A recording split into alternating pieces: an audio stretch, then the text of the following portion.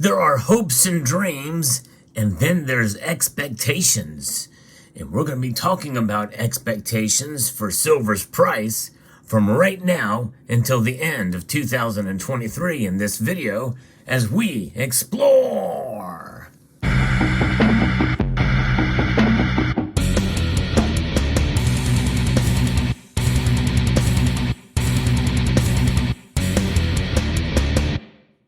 We have only 2 months left in the calendar year, and I'm going to be talking about what silver's price is going to be doing from now until it ends.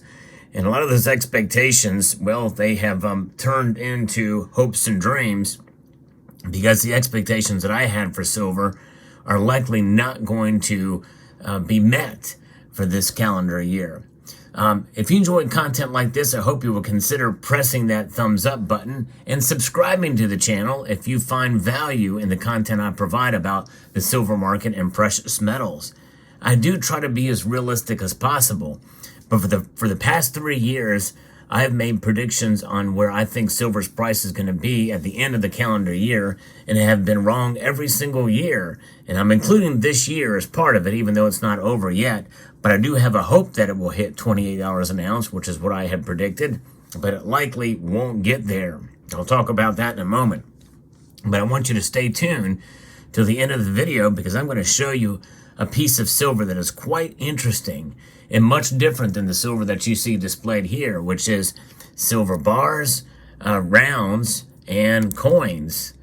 That's right. Silver comes in different forms, and most of the lower premium silver that you would stack, well, that's what we look at. That's why the spot price is so important. What is it about the spot price that eludes us from silver reaching what many of us think is its true value? Well, there's a lot of things that are working against it this year that we're not really considering a whole lot.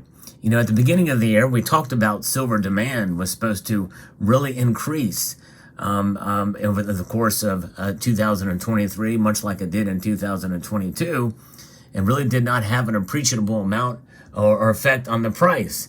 And a lot of that has to do with the fact that that silver demand just really didn't make itself known based off of estimates and predictions from the Silver Institute.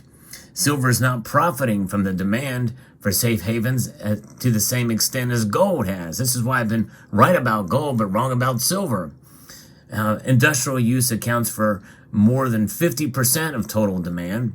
So as a result, the silver price tends to perform less well than the gold price at times of increased risk aversion and associated economic concerns. In other words, people looking at it as a commodity more so. And they've been doing that. That's been a trend, I think, in the natural market. And I believe natural market forces are the most powerful forces working against silver as well as for it at times. And I think this is why you see the price move so wildly between the plus and negative at times. And even at times where when gold goes down, silver goes up and vice versa. And some economists have warned that Russia's ongoing invasion of Ukraine, coupled with renewed chaos in the Middle East from Israel's war with Hamas, will further strain the global economy in general. So it's a global thing, and which means there's going to be less demand for silver to be utilized for products that we consume. Less demand for silver means that there's going to be less of it being used, and therefore its price won't go up as much. However, on the other end of the spectrum, there's a lot of equipment, there's a lot of silver that is used in the military industrial complex on both sides or all sides, and so therefore silver is important for defense, and it's important for offensive war weapons and the like as well too. How much of that accounts for silver's demand? My guess is not nearly as much as the commercial side. But nonetheless, that is what's weighing on the markets. Silver's reluctant to move underscores the fact that while investors are essentially hedging against risk, the momentum to take gold into a new higher range is still not there, or silver will be more aggressively bullish. So even though gold has reached, $2,000 an ounce, it has not really taken off, and so it's not had the chance to take silver with it for silver to ride its coattails. Because what have we seen from time and time again? When gold goes up, silver tends to go up even more as a hedge. And so, in other words, it ignores the commodity aspect of it as an industrial metal. But it certainly does latch onto gold in that regard. And people tend to flock to silver and to complement gold in a sense. And we know we've got the Federal Reserve likely will not do anything from now to the end of the year. I don't think they're going to raise rates in December. And so therefore, I think probably we're going to see silver kind of stay kind of stagnant from now to the end of the year. Maybe not do a whole lot, which means that it's likely not going to fall much below kind of where it is now. We may see it reach maybe $22 an ounce, maybe perhaps, or maybe into the high 21s. I would be surprised if it got up over $24. So that's the range that I see from silver from here to the end of the year. Maybe from $21.50 to maybe $24.50. I don't think we're going to see 25 though. That's a fairly broad range, but I think it's likely going to hover in that area for a while. I don't think we're going to see $28 by the end of the year now. However, I'm sticking with my prediction because I want to be proven wrong. I stick with my prediction stubbornly, but I'm sticking to my prediction as a hope and dream, not an expectation. So it's the hope that I'm right. And you see the difference there, folks, because there's one thing about being realistic about silver. There's another thing about hoping and dreaming that silver's price will reach a certain level. I think that we need to be in the world of expectations and reality when it comes to silver, and not our hopes and dreams. And our hopes and dreams can sometimes be, essentially built up or by confirmation bias. Confirmation bias essentially reinforces our hopes and dreams, and to the point where we kind of ignore reality to some extent. And I believe in being as real as possible about silver. So that's what this video is about. Does that take away from the fundamentals of what silver is and has been for thousands of years? Heck no, it doesn't. Silver is indeed a stable store of value over the long course of time. It takes a little bit more time and patience with silver than it does gold at this point because of its dual nature. But I believe that in the long course, if you practice dollar cost averaging at the very least, and what I refer to as enhanced dollar cost averaging, I believe you're going to do very well with silver. What does doing very well with silver mean? That means that you indeed will preserve your wealth. You won't get rich off of silver. You're not going to make a killing off of it. It's going to provide you a safe haven, and it's going to provide you a savings vehicle that acts as an insurance policy against an ever-inflating dollar and economic stress and economic instability, which we are really in an economic unstable environment right now to some degree, but it's kind of a very strange situation here because a lot of people think, wait, a recession's around the corner.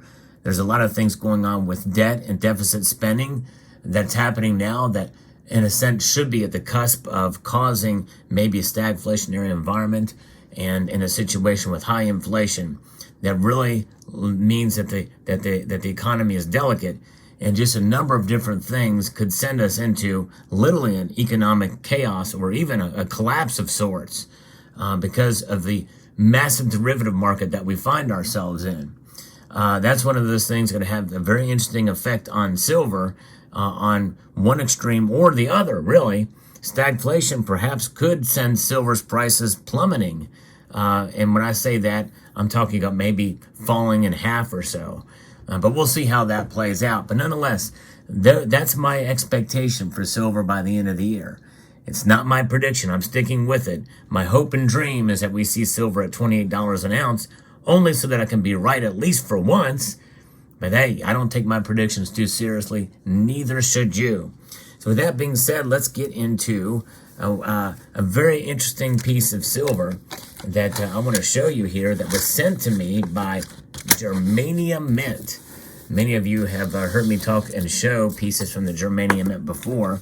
This, my friends, is the last in the series of the Knights of the Past. And they came out with these starting in 2021. This is the 2023 version. It comes in this nice wooden base and an acrylic display. And as you can see there, it is just phenomenal looking here. And I'm going to remove it from its glass case here and show you this. Just absolutely amazing craftsmanship in these pieces here. It's got some selective gilding on it. The 2023 Malta Knights of the Past, €10, 2-ounce silver BU high relief. They do make them in a €5 1-ounce version as well too. And this is an antique high relief. It's the third and final coin in the series co-created with the Central Bank of Malta. Germania Mint shows the tradition and history of the Order of Malta in this modern take. The obverse of the coin shows the Knights of Malta with a Valletta watchtower behind them, as well as the Order's headquarters during the siege of the island, Fort St. Angelo in Burgu. The reverse, here we can see the reverse, dated 2023 here, shows the Knights of Malta. It shows the it has the coats of arms of the Central Bank of Malta on a shield held by a Maltese knight. The coin will be issued in an edition of 999 specially ennobled pieces, together with a certificate of authenticity and the original packaging. And they do a great job, very unique with the packaging. As you can see here, this is coin number 3. As you can see here.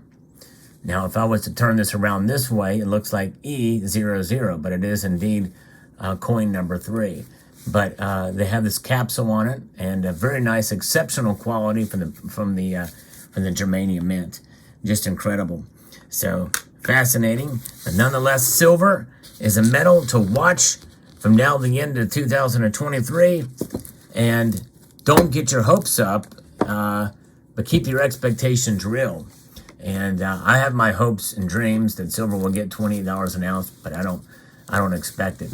Let me know what your thoughts are. I hope you found this video informative, insightful, and educational. I'd like to extend a multitude of gratitude to each and every one of you for taking the time to watch, and to encourage you to please rate, share, comment, and subscribe.